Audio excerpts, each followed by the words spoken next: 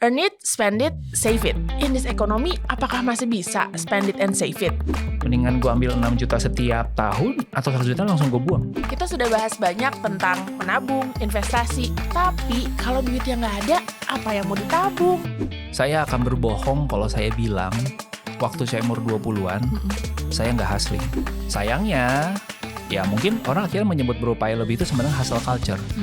Tapi percaya nggak percaya teman-teman, sebelum saya tahu itu hustle culture, buat saya fine-fine aja. Ketika kita mulai melabelin, Kok jadi masalah? In this economy, We need that.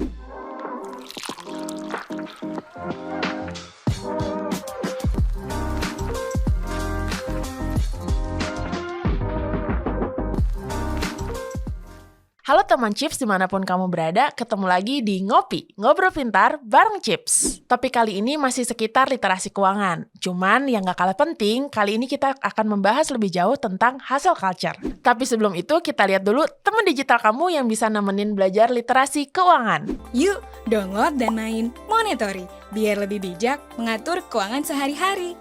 Ya teman-teman, kalau tadi kita udah kenalan sama teman digital, sekarang kita kedatangan teman pintar yang siap untuk berbagi insights dan pengalamannya nih.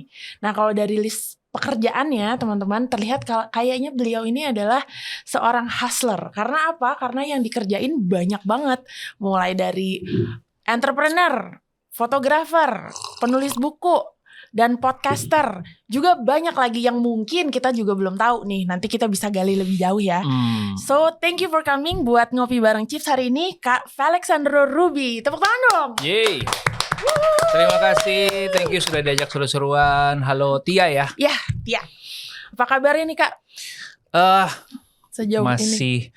Aku tuh baru pulang dari trip sama NBA kemarin, ketemu sama NBA All Star. Masih Ya, hype lagi seru-serunya. Aku lihat sih itu sebenarnya. Iya, Itu iya. di mana negaranya? Di Singapura. Oh, ke Singapura. Kayak how long di sana? Di sana 5 hari, 5 hari. sekalian supporting tim Indonesia. Oh. Yang laki itu diwakilkan sama, yang laki itu ada tim Jubilee di Jakarta, yang perempuan itu ada Smack Cirebon. Oh wow, nggak kedengeran ya tiba-tiba ada dari situ. Iya, itu pertandingan level NBA loh, gitu. Iya. Tapi ya kelasnya di kelas anak sekolah gitu. SMA ya. Iya, apa sampai kuliah juga nggak? SMA aja bersaing sama 10 negara di Asia. Wih, keren banget. Keren. Anak muda zaman First sekarang of its kind. Jadi hopefully bakal ada tahun kedua dan next year semoga kita menang. Iya, semoga. Oh, yang kemarin ini Yang kemarin belum. Ya, tapi udah didukung sama Kak Ruby. Yes dong, jadi, harus kita support. Perhatiannya jadi lebih banyak buat mereka gitu. Betul. Semoga lebih baik ya.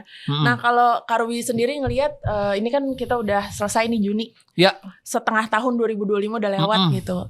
Gimana Kak Ruby ngelihat setengah tahun ini? Setengah tahun ini kita membutuhkan 2 kali effort dari biasanya untuk mendapatkan hasil yang sama. Oh, misalnya gimana tuh, boleh dijelasin nggak? Misalkan dalam bisnis biasanya kita bisa lebih santai dalam artian, wah nih leads yang masuk nih udah bagus-bagus nih. Iya. Nah sekarang tuh lebih banyak leads-nya perlu kita upayakan. Kita perlu lebih banyak ketok pintu, perlu lebih banyak berjejaring gitu ya. Itu menurutku yang jadi pembeda. Okay. Dan cycle-nya lebih tidak ketebak. Kalau tahun lalu mungkin kita bisa pastikan di bulan-bulan ini bakal rame. Sekarang tuh agak-agak unpredictable. Itu aja sih bedanya. Okay. Tapi tetap bisa dapat hasil yang sama menurutku. I see. Tapi effortnya aja. Yes. Berarti kalau effortnya nggak masih sama seperti yang sebelumnya mungkin hasilnya goodbye sih pasti. Udah pasti nggak bisa ya. Iya. Nah kalau gitu sebenarnya menurut Kak Ruby sendiri kenapa sampai harus double effort gitu ya di tahun ini? Apakah itu benar-benar hanya karena dari situasi Indonesia aja atau sebenarnya banyak hal nih yang berubah gitu ya? Saya nggak tahu persisnya apa. Tapi kalau ngelihat dari pola-pola yang di sekeliling kita, nomor satu kondisi ekonomi ya. Indonesia semenjak pemerintahan yang baru ini, entah kenapa kok tidak seindah sebelumnya gitu. Bisa jadi karena emang faktor luck gitu. Bisa jadi karena faktor eksternal, di luar juga lagi gonjang-ganjing gitu ya.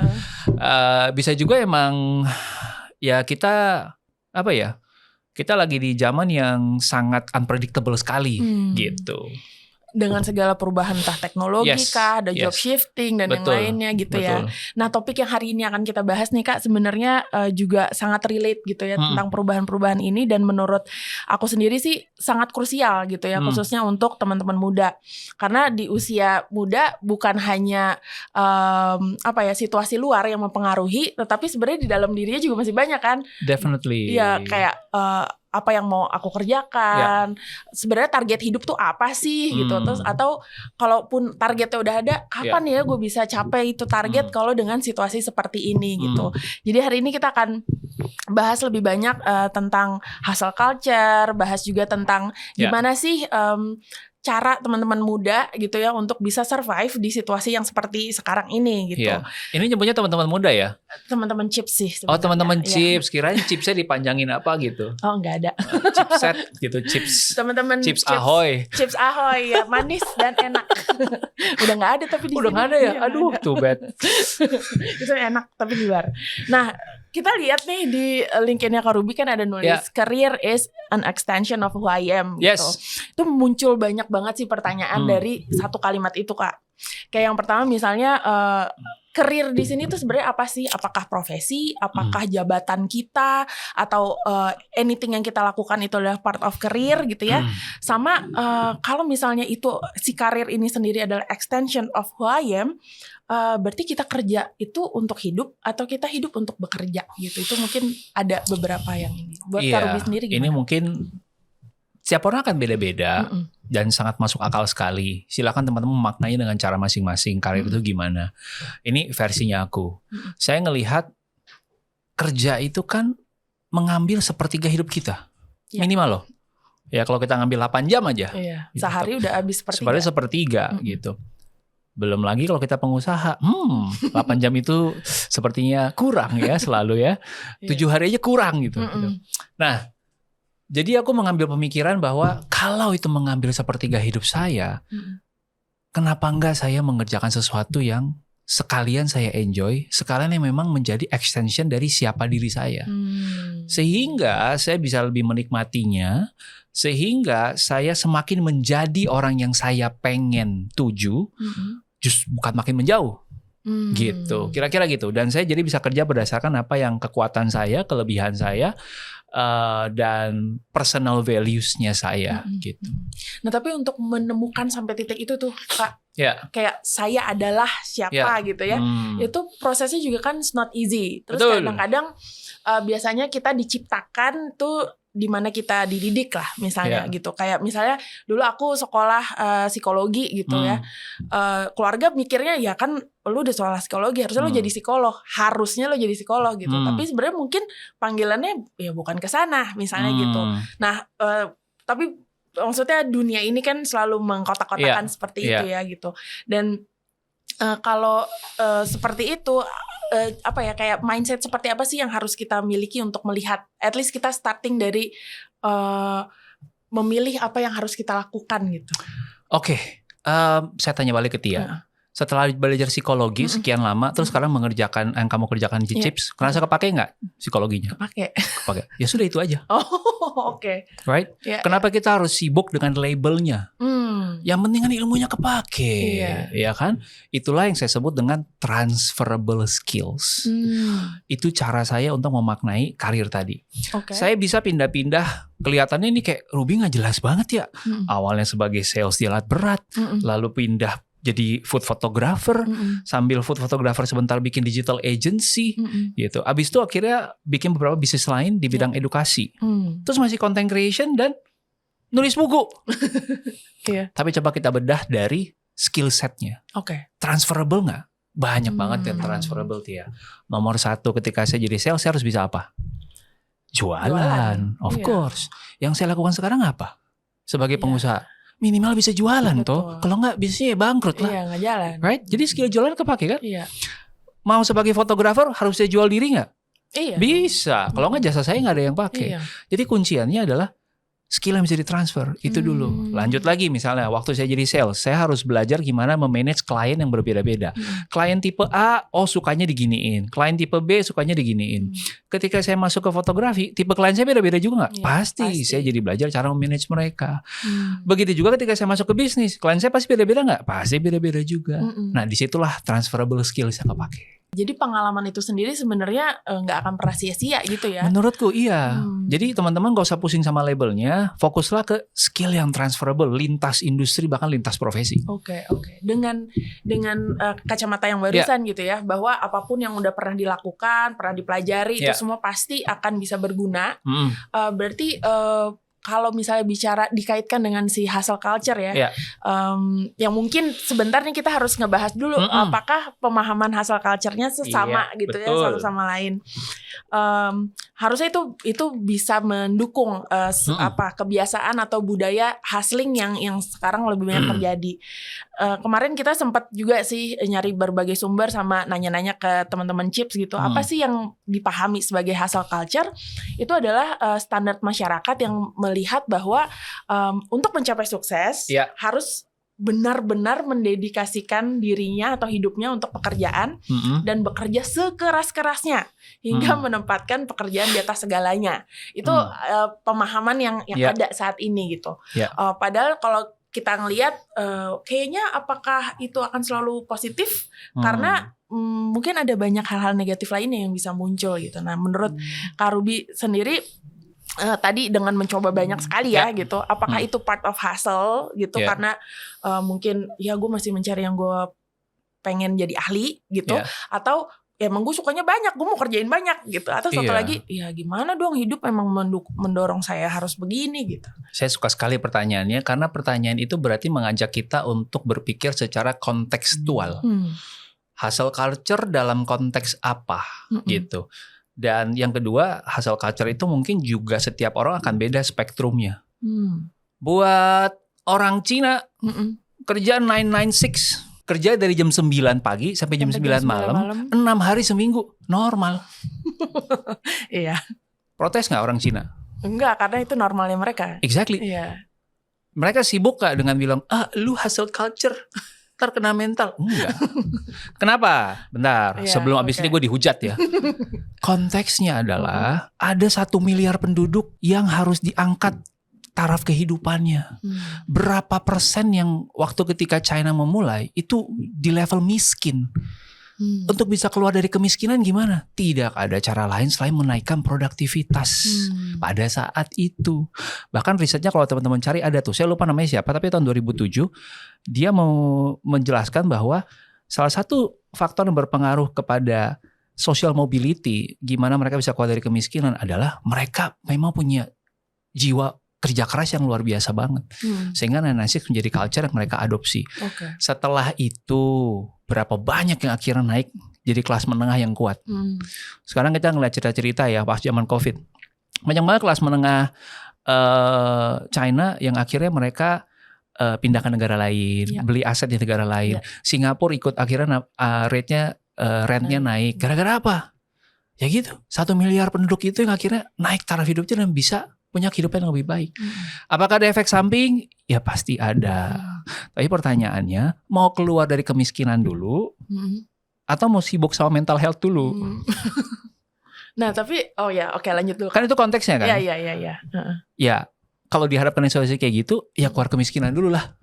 Abis itu beresin mental health baru deh, gitu kan? Udah ada duitnya. Udah ada duitnya soalnya. Kalau kamu beresin mental health gimana juga, gitu kan? Apakah cukup dengan bersyukur? Gak bisa juga, gitu, ya kan? Jadi selalu kontekstual menurutku. Ya, jadi itu teman-teman bisa maknainya kayak gitu. Sekarang aku tes yang berikutnya lagi nih. Siapa di sini yang mungkin punya mimpi untuk mau menjadi K-pop artis? Aduh.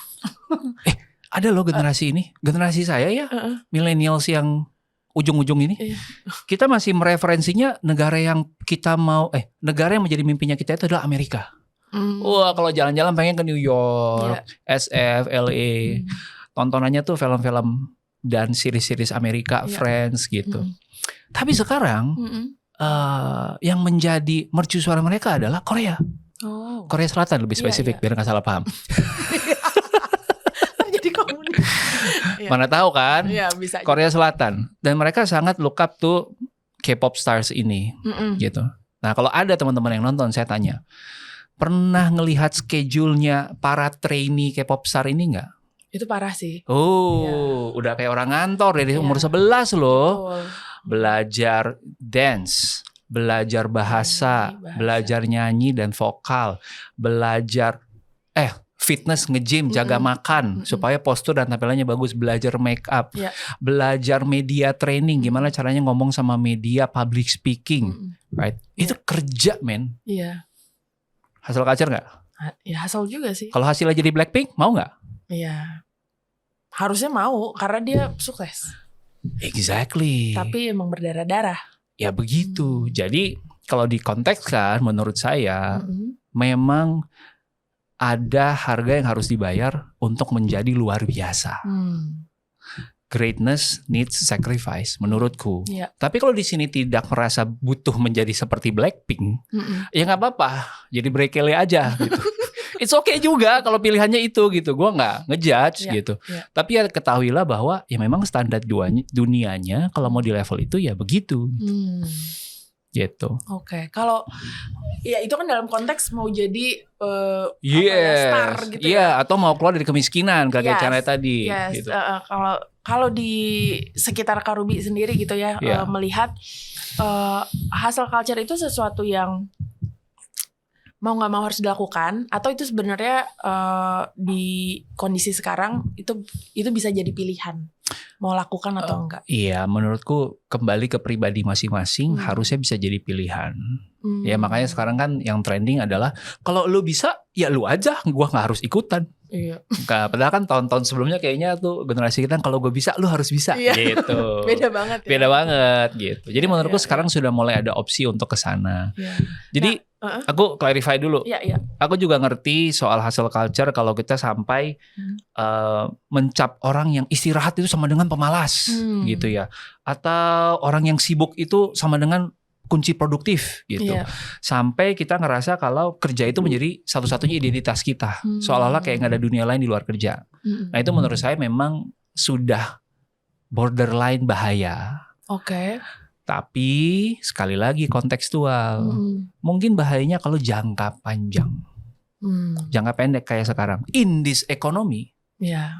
We need that. We need that temporarily untuk ya udah emang harus push effort lebih kayak yang tadi saya ngomong di awal. Kalau enggak ya kita harus senang dengan, kita harus menerima kondisi yang mungkin gak akan bisa sebagus tahun lalu. Again, kita tuh punya agency, kita tuh punya free will, kita tuh bisa pilih. Ya silakan teman-teman pilih. Gitu aja sih. Gitu. Kalau melihat tadi ya menghubungkan tentang hustle culture sama kesehatan mental gitu. Nah, kalau dalam tadi konteksnya dalam jangka panjang gitu, karena I don't know apakah ini sesuatu yang dirasakan banyak orang saat ini. Betul. Bahwa satu pekerjaan tuh udah nggak cukup untuk membiayai kehidupan gitu. Duit yang didapat tuh udah berat banget nih gitu. Jadi mau nggak mau emang gue harus punya side job, harus punya penghasilan tambahan gitu ya. Tapi di satu sisi banyak banget juga di sosial media yang selalu bicara soal, aduh gue burn out, gue overwhelming, aduh gue butuh healing tapi nggak ada duitnya, nggak ada waktunya gitu. Lalu apalagi yang sekarang mungkin kalau aku sendiri ngelihatnya jangan-jangan ini adalah bagian dari efek sampingnya dari hustling itu tadi. Banyak yang bilang gue udah pemuda jompo nih gitu, karena secara fisik juga udah gak kuat gitu. Dalam konteks tadi ya mengejar apa yang menjadi goal, misalnya entah ya kenyamanan dalam hidup kah gitu, atau survive gitu ya. Dengan memaksakan seperti itu sampai akhirnya ada isu-isu yang lain, apakah itu juga cukup bijak gitu? Karena pada akhirnya jangan-jangan duitnya malah habis untuk ke dokter, beli obat, atau ke psikiater misalnya kayak gitu. Nah, dalam konteks yang seperti itu Kak, what do you think about that?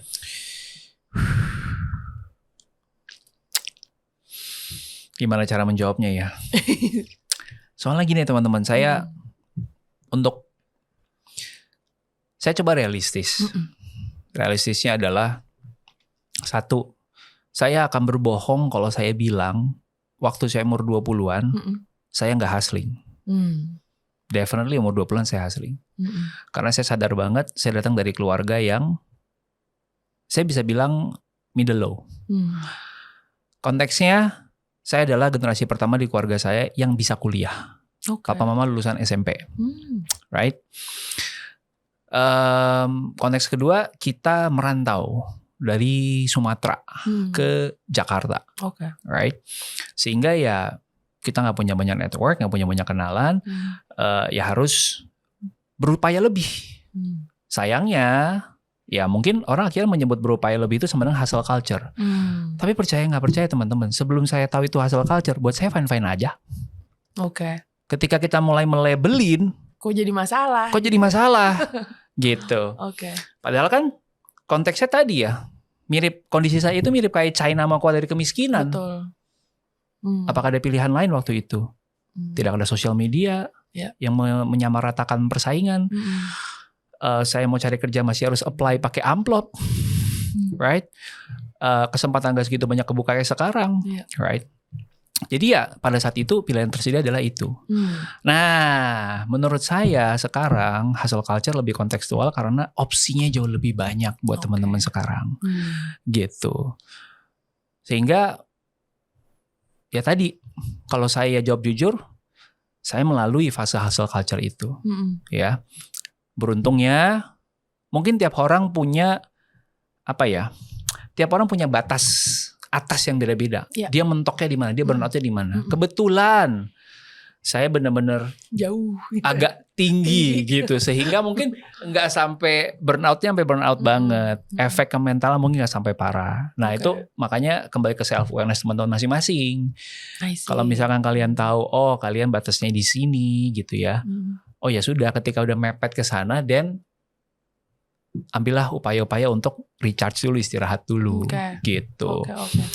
Jadi salah satu yang diperhatikan sebenarnya adalah self awareness saat ini. Betul. Kondisi saya seperti apa. Betul. Gitu ya. Nah di samping itu ada lagi nggak sih Kak sebenarnya yang perlu diperhatikan ya di dalam melakukan si hustle culture ini sendiri, karena ya kalau akhirnya dengan konteks yang tadi kita sudah bahas, ya itu adalah sesuatu yang lumrah aja kok dilakukan dan harusnya bisa sehat-sehat aja selama sadar diri. Batasan kita di mana dan temporary. Dan nggak dalam long term ya. 10 tahun kayak gitu sih pecah sih.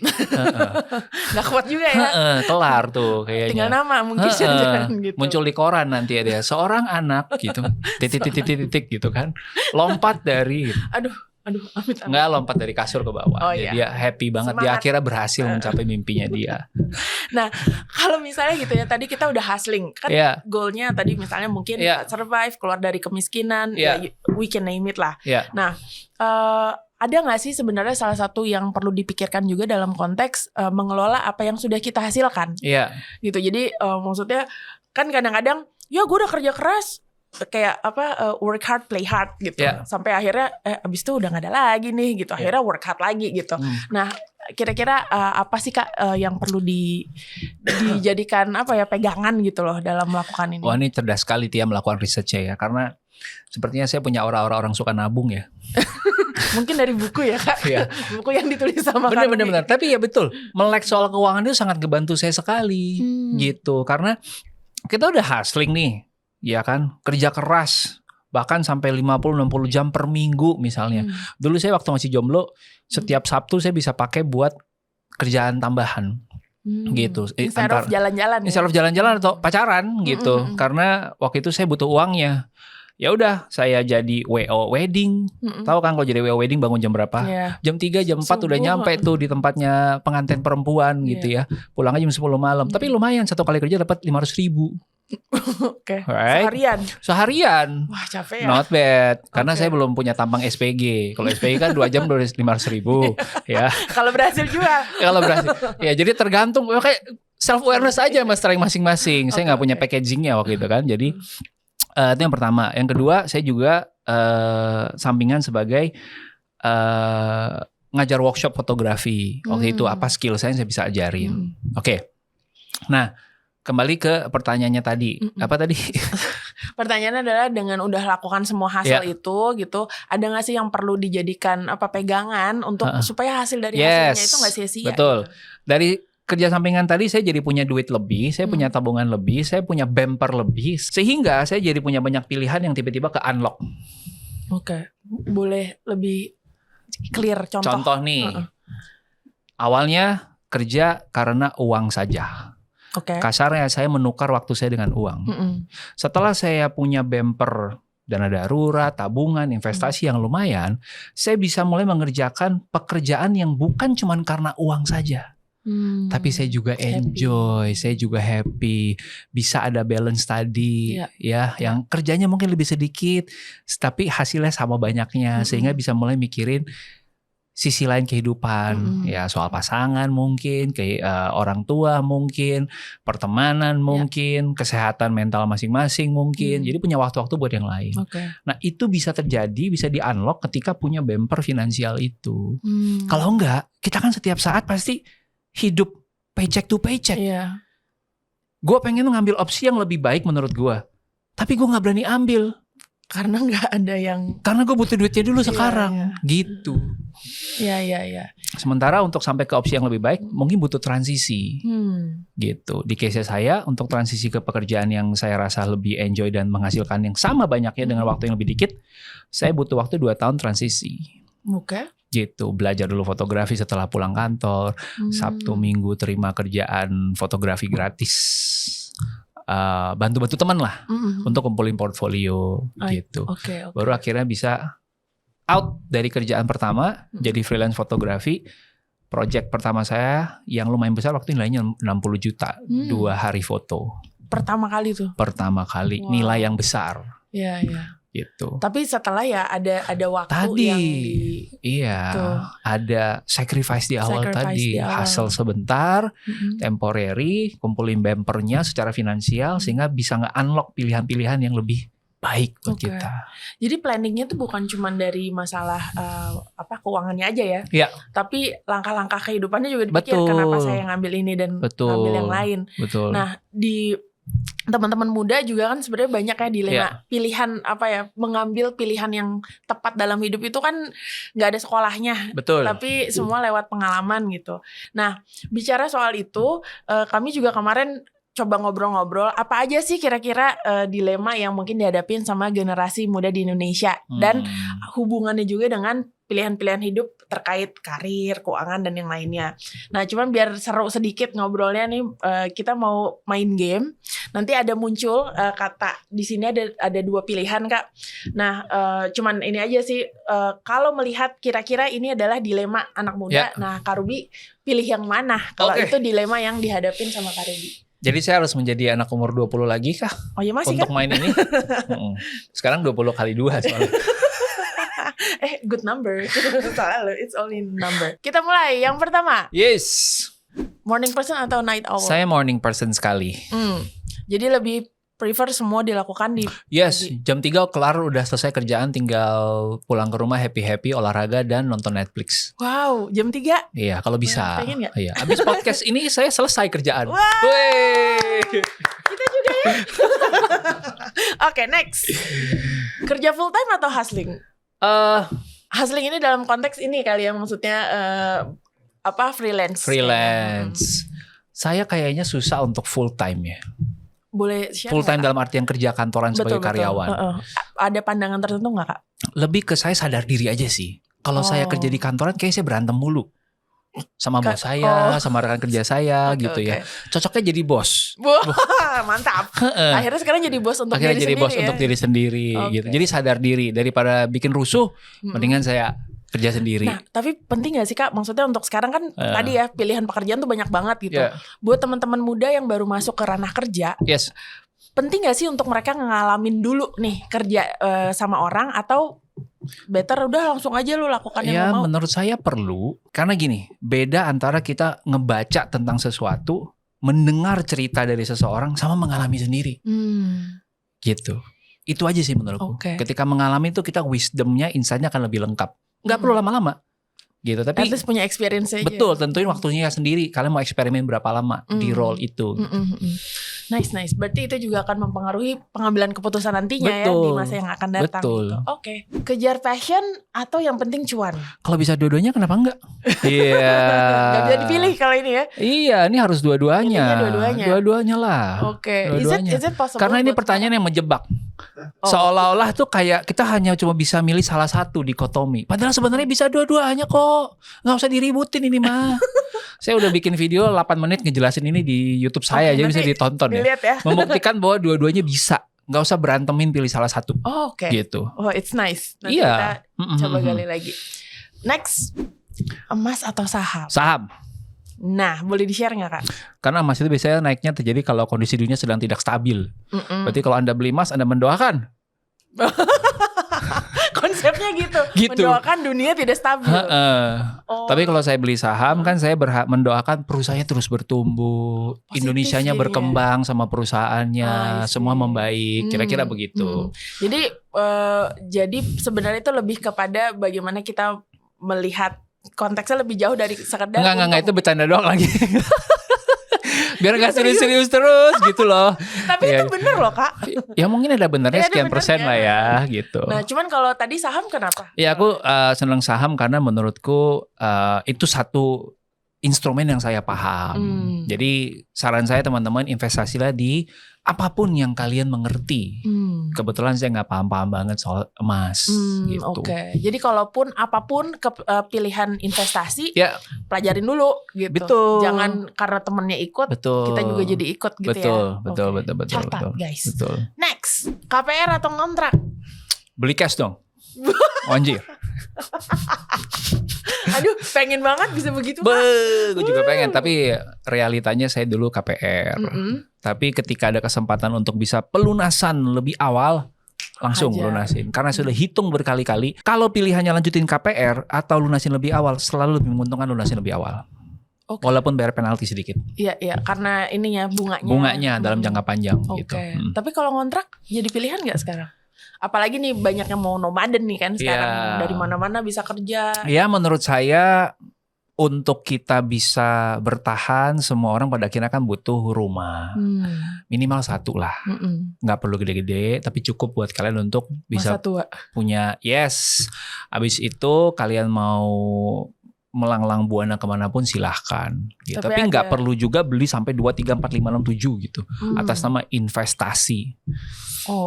Itu nggak? Menurutku properti itu salah satu investasi yang paling sulit. Karena banyak hal-hal eksternal yang kita nggak bisa tebak, gitu. Dan naik turunnya itu sangat dipengaruhi sama cycle properti, dan yang kedua dipengaruhi sama kondisi di area tersebut. Jadi sangat localized. Kita bisa bilang sekarang, properti setiap tahun pasti naik. Berapa banyak naiknya? Di daerah mana? Kalau kita ngomongin soal di Tangsel yang sekarang lagi menuju naik, memang lagi sunrise. Iya betul. Ya kan? Coba tanya sama orang-orang yang di kompleks perumahan yang lama.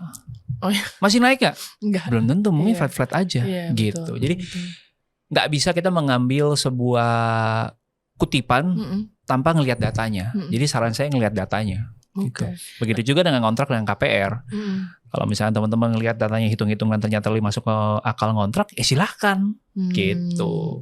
Tergantung juga dari apa yang kita bisa earn itu tadi. Betul. Jadi ini nggak harus jadi tujuan terus-menerus ya? Tidak harus menurut saya. Nggak harus sekarang. Gitu. Soalnya kan sekarang kayaknya anak muda didorong terus nih untuk langsung punya KPR dan yang lainnya. Kalau misalnya belum punya, lu tujuannya harus itu gitu. Ini realistis ya teman-teman. Kalau kita ngambil KPR di usia 20-an awal, kemungkinan besar kita akan ngambil rumah yang kayak gimana? Kalau menurut Tia? RSS. Sederhana kecil, atau apartemen studio 1 kamar. Betul. By the time kita lunasin KPR-nya dan kita mau nikah, kebutuhannya masih sama nggak? Enggak. Belum tentu. Iya. Kan punya keluarga dan yang lainnya. Exactly gitu. Nah jadi mungkin itu yang akhirnya bikin kita sendiri sulit gitu. Hidup dengan hutang dan segala macam gitu kan. Dan pas sudah selesai pun belum tentu kita pakai. Aku lebih sering lihat case kayak gitu. Sementara kalau dari muda dia mau KPR langsung untuk kebutuhan masa depan sudah menikah dan punya anak.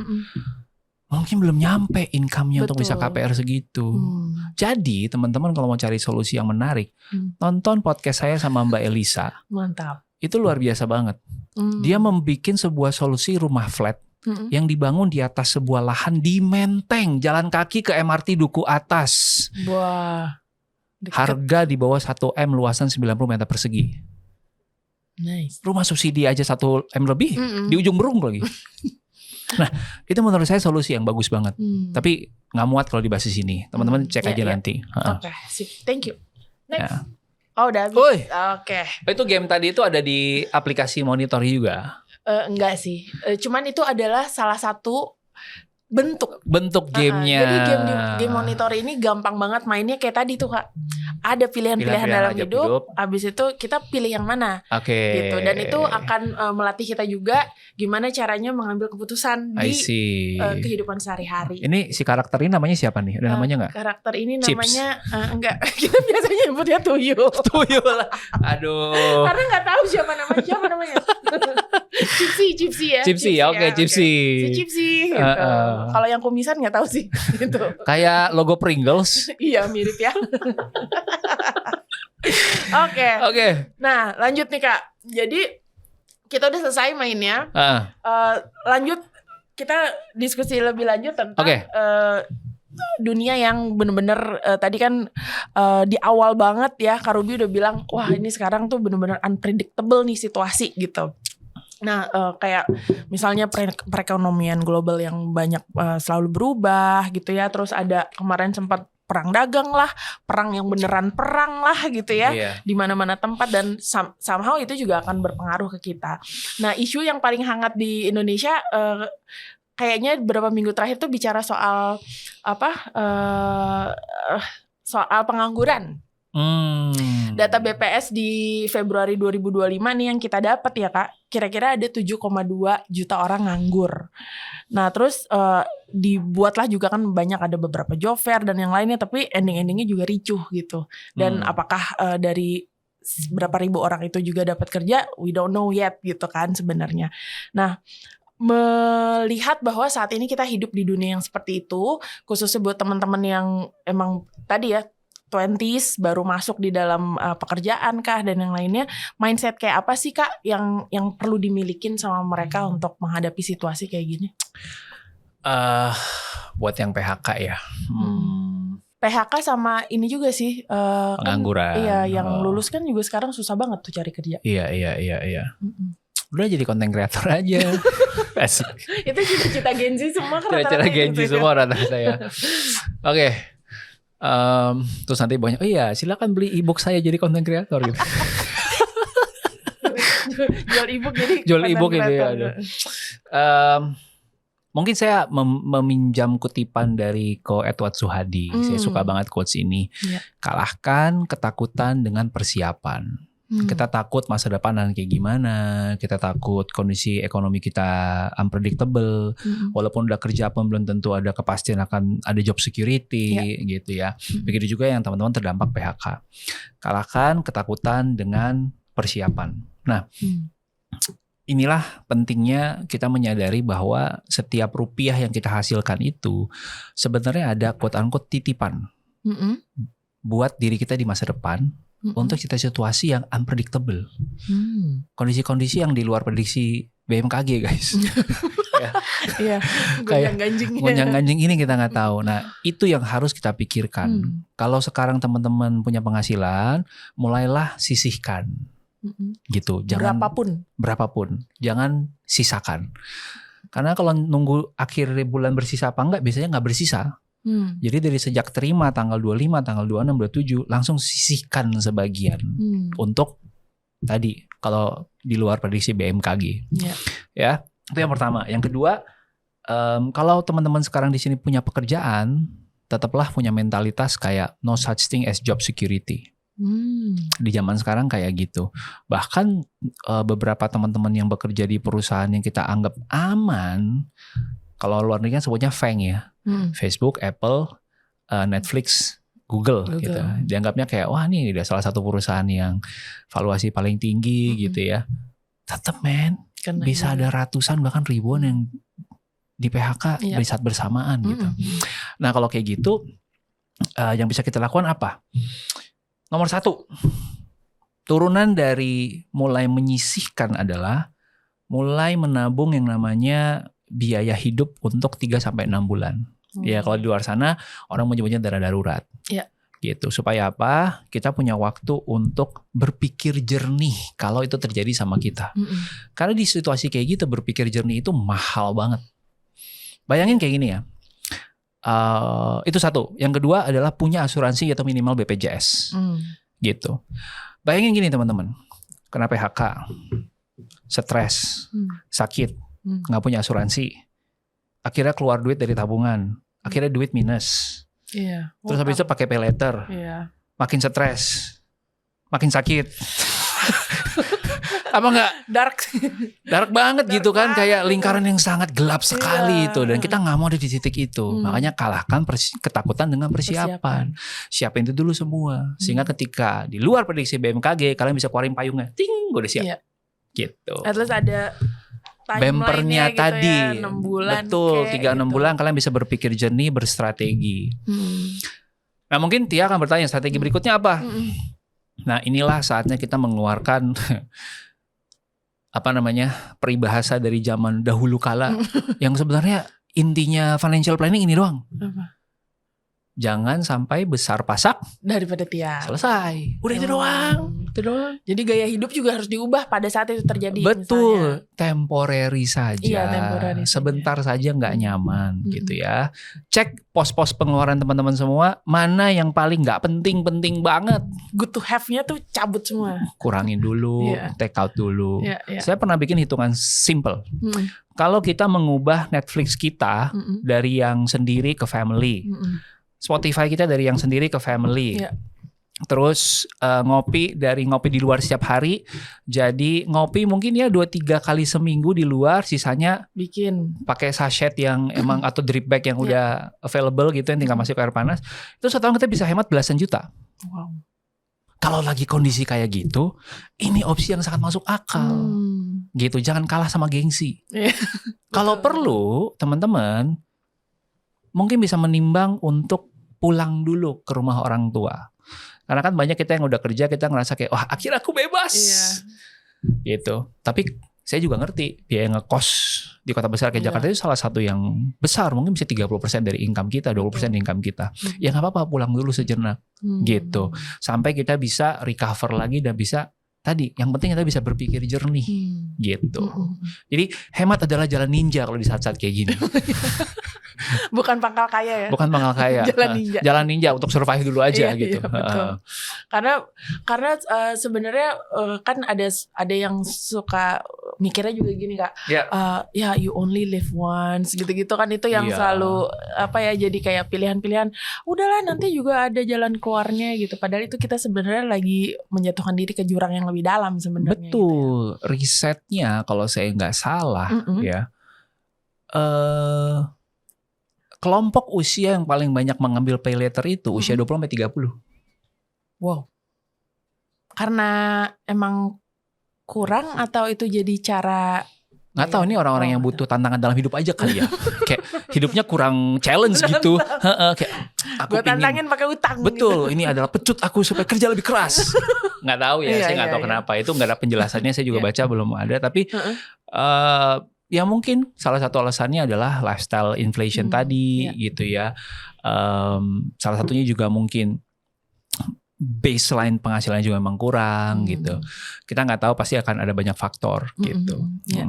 Tapi ya datanya itu, dan menurut saya itu angka yang sangat bisa diperbaiki gitu. Oke, tadi kan udah praktikal banget nih Kak. Nah, kalau misalnya seandainya itu sudah bisa dilakukan nih, kita udah earn money-nya udah ada nih. Nah, tapi kan selalu lah semangat kita adalah bisa semakin mengembangkan apa yang udah kita punya. Betul. Gitu kan. Nah sekarang investasi juga macam-macam banget gitu. Nah menurut Kak Ruby ada nggak sih mindset yang harus dimiliki juga untuk melihat hal seperti ini gitu? Sorry, boleh ditajamin lagi pertanyaannya? Iya, jadi kan pilihan investasi banyak banget. Betul. Ya. Terus di sosial media juga banyak lah. Oh coba ini, coba itu dan yang lainnya. Kita udah berhasil nih tadi hemat dan yang lainnya. Kita udah punya nih duitnya sekarang gitu. Nah semangatnya berikutnya kan adalah mengembangkan tuh duit yang udah kita punya. Nah, mindset seperti apa yang harus dimiliki sama teman-teman pada saat sekarang konteksnya mereka mengembangkan apa yang sudah mereka miliki. Ini ceritanya nih duitnya udah banyak nih. Ya adalah cukup lah ya, udah bisa mulai invest. Mindsetnya apa? Yang pertama tadi ya, investlah di sesuatu yang kalian paham. Kalau belum paham belajarin dulu.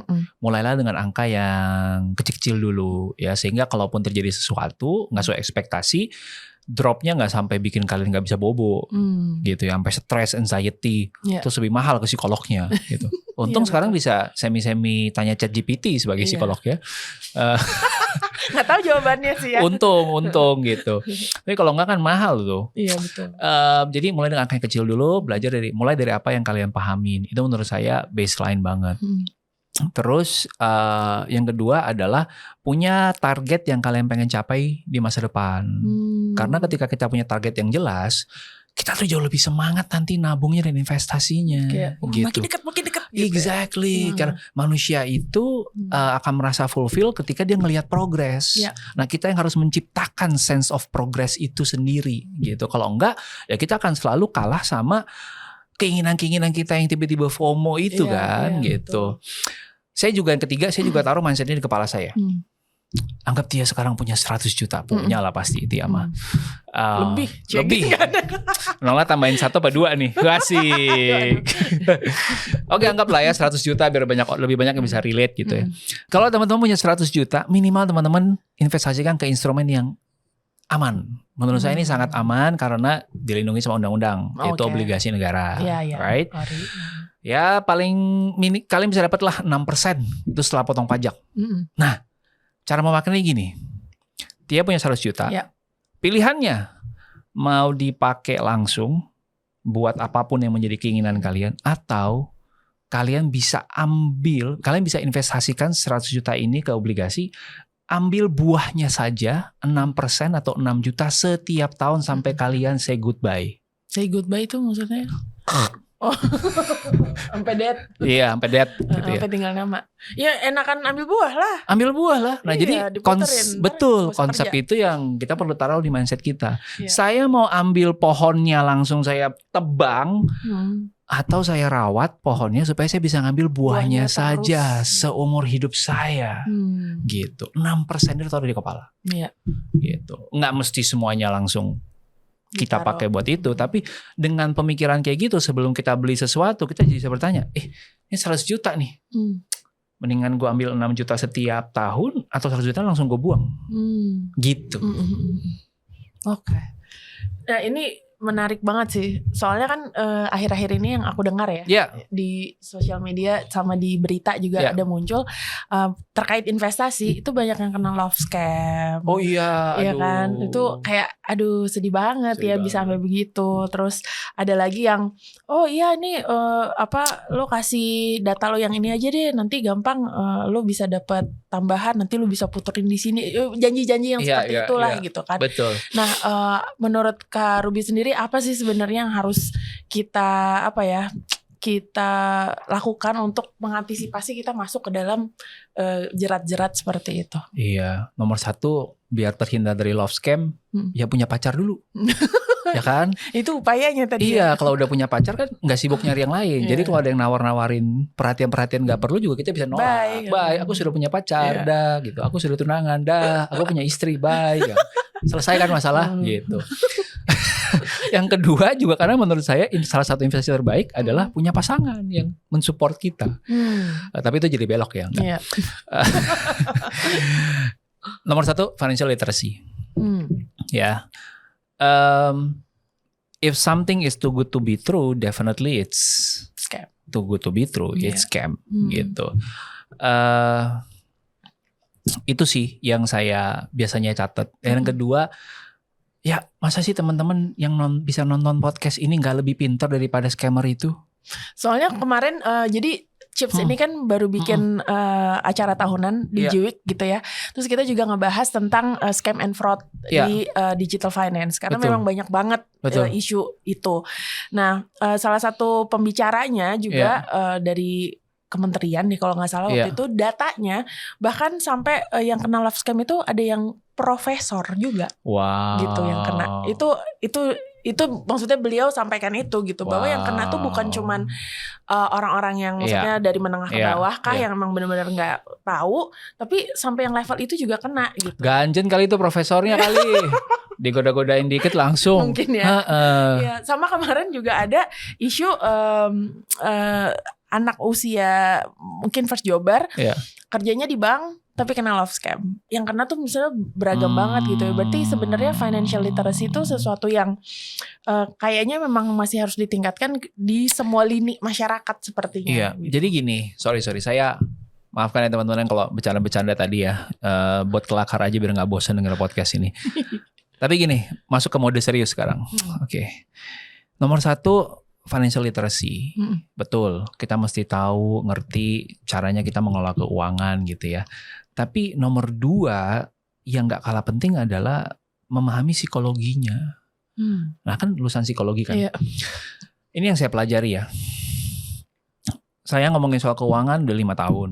Dari pengalaman pribadi, ngajarin orang cara ngitung, rasio-rasio yang sehat keuangan gimana, terus mengatur keuangan bisnis gimana gitu.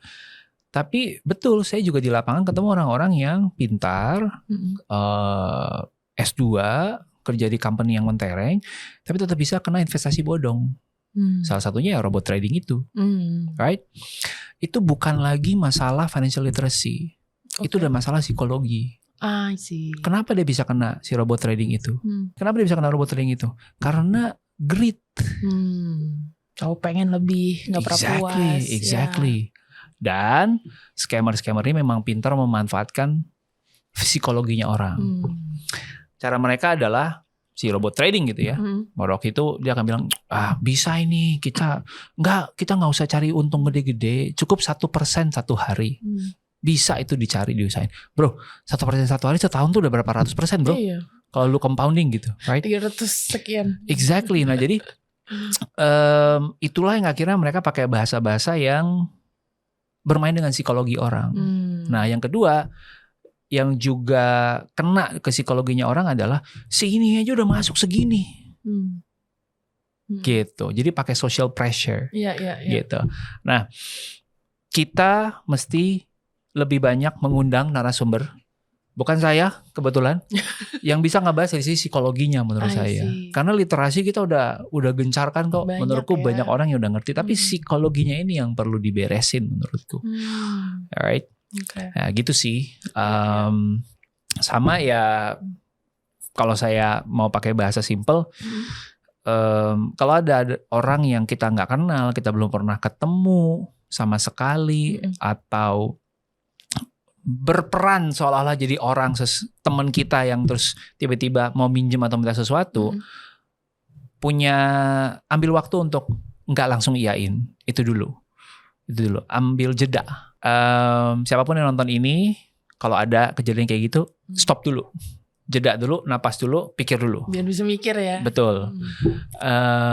Jangan langsung ke bawah sama emosi, gitu. Selalu check and recheck, gitu. I see.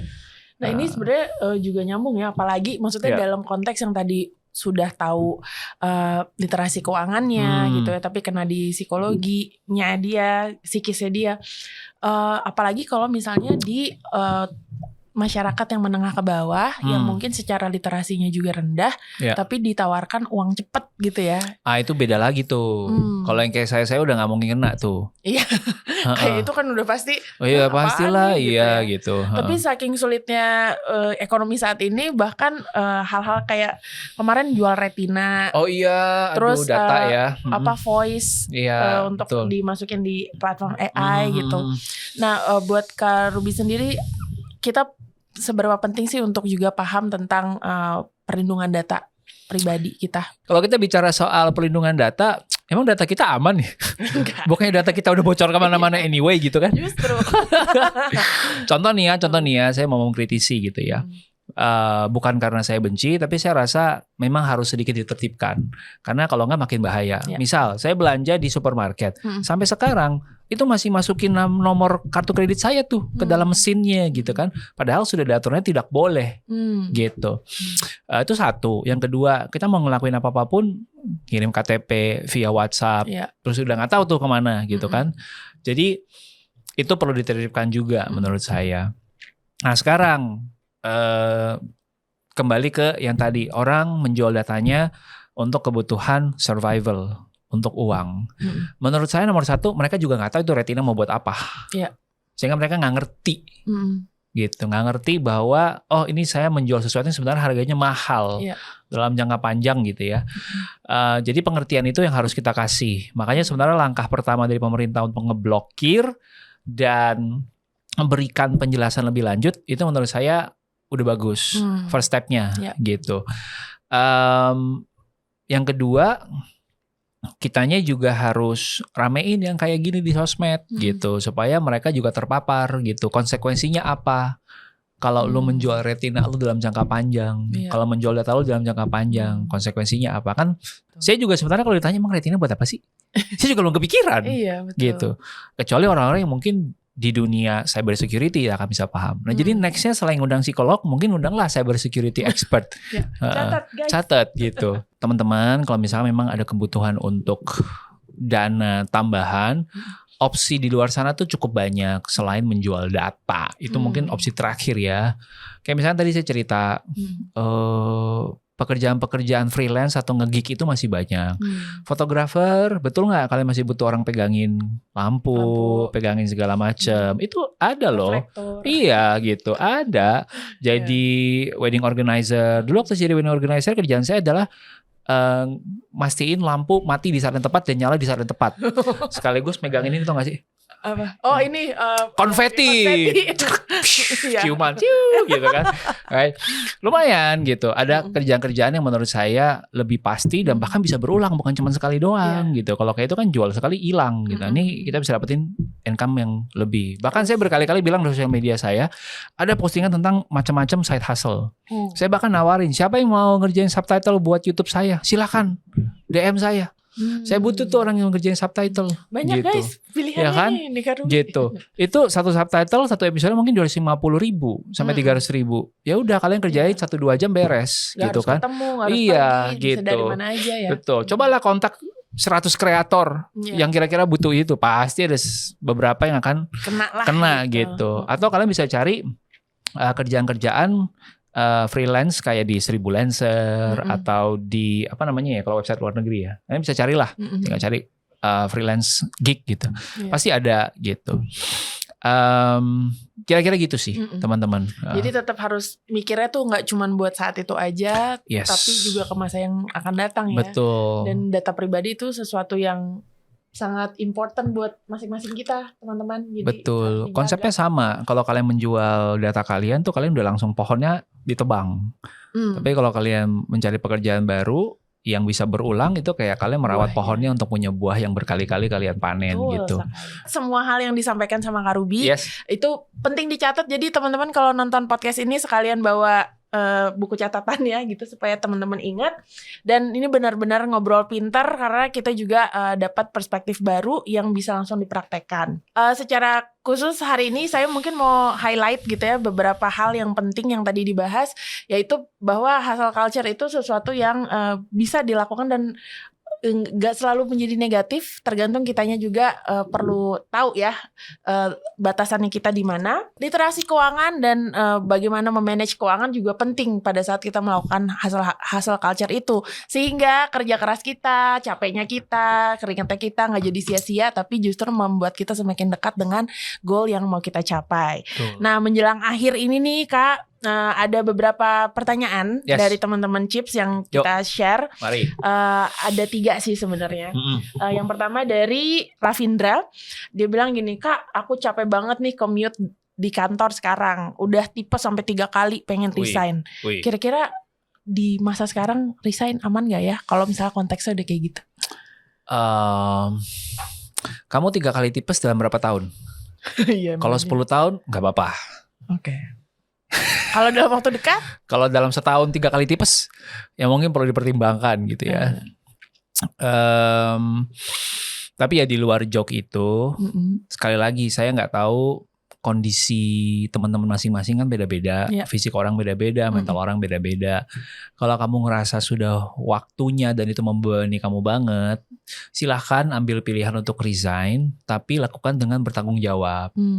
Kan gak harus langsung besok kirim surat ke bos. Bertransisi dulu, berstrategi. Dulu kali ya, sebelum benar-benar resign, carilah dulu kapal yang baru kira-kira di mana yang kamu bisa bertahan, bisa survive. Mungkin freelance gig dulu, tapi freelance gig ini sudah pasti kamu akan dikontrak 3-6 bulan, sehingga ada waktu buat kamu untuk bertahan sambil mencari yang baru.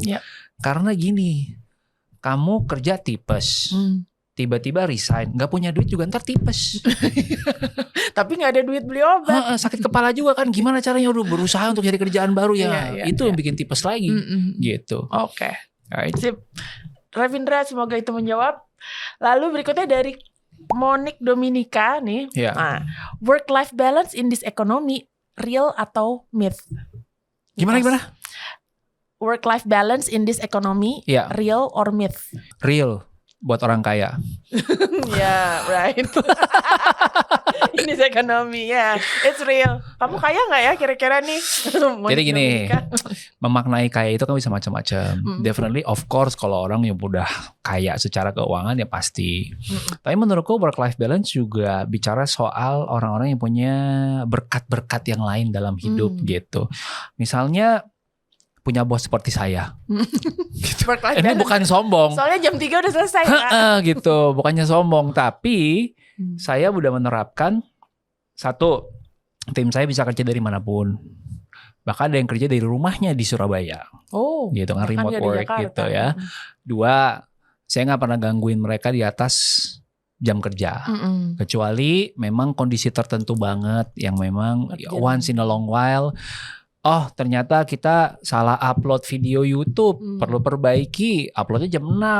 Ya perbaikinya gimana dong? Ya mau gak mau sesuai jam kerja kan, harus cepat di action. Jadi kayak itu. Yang ketiga, mereka punya opsi untuk mengambil libur kapanpun selama mereka sudah menyelesaikan dan menuntaskan tugasnya sebelum libur. Nah itu kan enggak berarti work-life balance dalam bentuk punya duit banyak. Iya. Betul. Tapi punya pilihan-pilihan yang lebih baik, yang opsi-opsi yang bisa diambil kalau dia ngerasa butuh, urgent. Sekaligus punya culture kerja yang memang 100% memberikan kepercayaan kepada timnya untuk I know kalian bisa perform dengan baik tanpa harus gua micromanage gitu. Nah itu juga salah satu bentuk berkat gitu yang bisa ngebantu kalian untuk punya work-life balance gitu. Jadi work-life balance-nya harus pakai konsep kacamatanya diganti gitu ya. Iya, dilengkapi lah. Iya, dilengkapi. Bukan cuman masalah pendapatan sama capeknya tuh sama gitu, tapi juga melihat berkat-berkat lain yang ada kita terima gitu Betul gitu. Jadi kalau ada yang mau apply kerja tuh lagi nyari kayaknya Kak Ruby. Lumayan kan in this economy ya.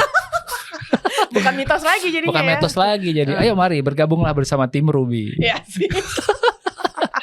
Mantap Kak. Terakhir dari 5 ada 5. 5 ada 5. Literasi keuangan. Ada duitnya dulu atau paham dulu? Paham dulu. Faktanya gini teman-teman ya, ada researchnya. 60% pemain NBA yang gajinya jutaan dolar setelah dia pensiun itu bangkrut. Iya, gak punya duit. Yes. Itu kan duitnya banyak. Kayak aku pernah baca tuh. Iya, tapi dia gak punya pemahaman cara ngelolanya ya hilang juga. Akhirnya masa tuanya juga susah. Tapi kalau dari awal kita sudah punya pemahamannya, dikasih duit berapapun bisa dimanage. Bisa dimanage dengan baik. Bisa dikembangkan. Betul. Gitu bahkan teman-teman kalau cari googling pasti ada tuh berita-berita yang kayak pegawai UPS tuh kayak pos Indonesia gitu ya. DHL. Tapi dia rajin menabung, rajin invest. Waktu dia tua pensiun, itu dia miliuner statusnya. Wow. Gitu. Dia nggak punya penghasilan yang paling tinggi di dunia, tapi tahu cara mengelolanya. Bisa jadi miliuner juga. Gitu. Hidup masa tuanya enak. Exactly, betul. Oke. Nah terakhir banget nih dari Kak Ruby, ada tips tambahan untuk kita bisa memperkaya pemahaman literasi keuangan nggak? Misalnya saran, buku, film, jurnal atau apapun gitu. Buku, jurnal, film, apa ya? Mungkin kalau teman-teman sukanya nonton, ya carilah series di Netflix judulnya I Will Teach You to Be Rich. Ya, yang ngajarin itu namanya Ramit Sethi, gitu kan. Terutama yang pasangan-pasangan, nonton sama pasangannya itu bagus banget karena dia mengumpulkan pasangan-pasangan dengan segala drama keuangan finansialnya, dikasih tips yang praktis. Setiap bulan dipantau sebagai mentor keuangan aja dan ngelihat perkembangannya. Ada yang dari utang kartu kredit segini akhirnya beres. Ada yang ceweknya punya penghasilan jauh lebih tinggi daripada cowoknya, akhirnya diberesinnya gimana. Jadi itu real life story, real life case. Dan benar-benar praktis banget gitu. Itu yang pertama kalau suka nonton. Yang kedua, kalau suka nonton juga tapi pengen yang lebih Indonesia, ada YouTube saya. Betul.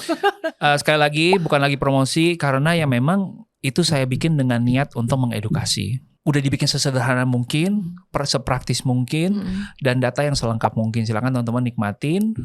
Ada playlistnya sendiri juga judulnya Financial Independence. Itu pakai contoh-contoh yang saya alami sendiri dari nol merintis karir sampai di tahap Financial Independence.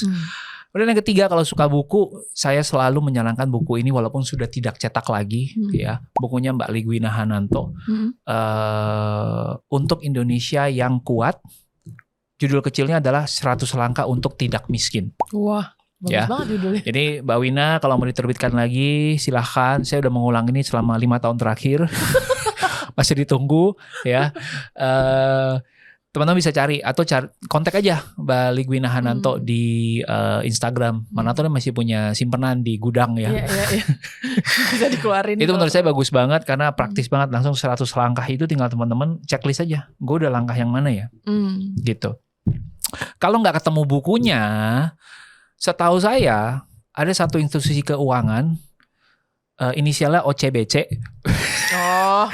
Kebetulan dia mengeluarkan buku tentang financial literacy yang aku suka banget. Aku udah dikasih previewnya dan menurutku ini juga step by stepnya jelas banget.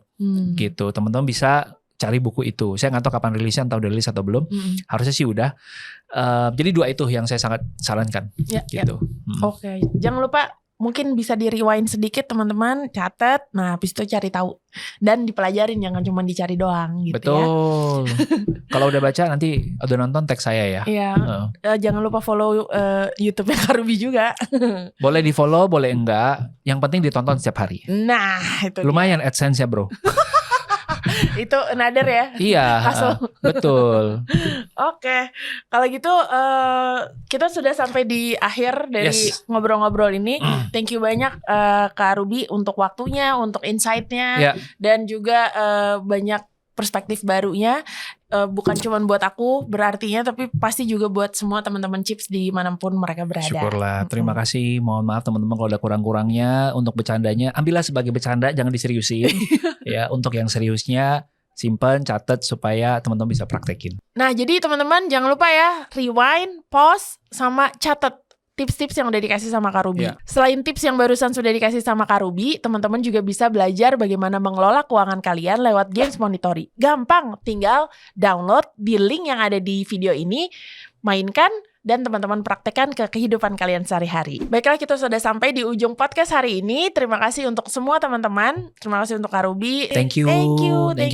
Thank you juga untuk semua teman-teman Chips yang sudah menyumbangkan pertanyaan kalian di dalam diskusi kali ini. Jangan lupa subscribe Chips Learning Hub untuk mendapatkan berbagai perspektif baru dari isu-isu yang terjadi di sekitar kita. Sampai jumpa di Ngopi, Ngobrol Pintar bareng Chips. Dadah!